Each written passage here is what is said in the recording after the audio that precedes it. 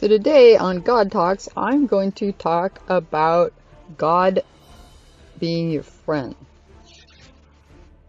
So just like in any relationship that you have in life with people, when you first meet somebody, you don't know them and they don't know you. Of course, that's not true with God, He knows you, but just take that scenario for a minute. Yeah, we'll just go with that. And so you have to introduce yourself and say hi, sit down, have coffee, get to know each other, right? And if you were meeting the king or the queen, you would definitely have a different feeling. I mean, you would be excited, nervous, but what if the kingdom went and took over your country, okay? And they came with swords and you didn't know if they were going to kill you, if they were going to let you have a job, if they were going to let you survive, or how you were going to survive. See, that puts fear in you. And so that's basically what the kingdoms are warring over. There's two kingdoms: kingdom of heaven, kingdom of hell, kingdom of light, kingdom of darkness.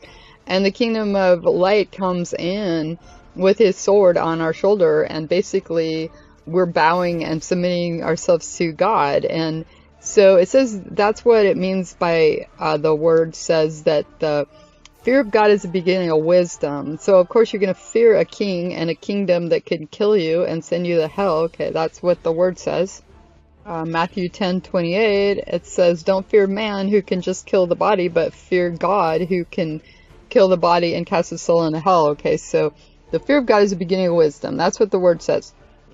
Then, first, as we get to know God and we submit ourselves to God, and we go through repentance and we become a Christian, then we become God's friend. See, it opens up the door. And just like in the Old Testament, when the priests went in the Holy of Holies, only the priests could go in there, okay? That was because they were chosen. So that has been rent in too. So we can actually go into the Holy of Holies and meet God personally, face to face. So that's how we become His friends now.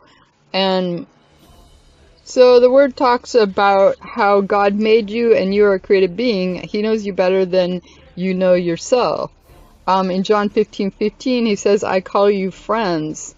It says, I do not call you servant, for a servant does not know what his Lord does.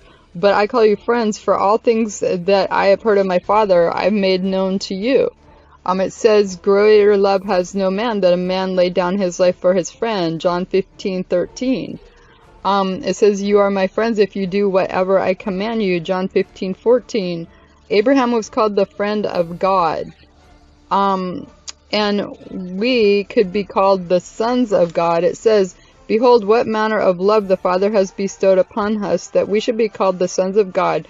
Therefore the world knows us not, because it did not know Him. Okay? A friend sticks closer than a brother. Proverbs 18:27. And then it says, come on to me, all that labor, and I will give you rest. Okay, everyone who's heavy laden. It says, a friend loves at all times. Proverbs 17:17. And greater love has no man than he laid down his life for a friend. Okay, and who laid down His life for you, but God Himself. God came down in the form of Jesus Christ and laid His life down for us, His friends, so that He could redeem us. So today on God Talks, I'm going to talk about God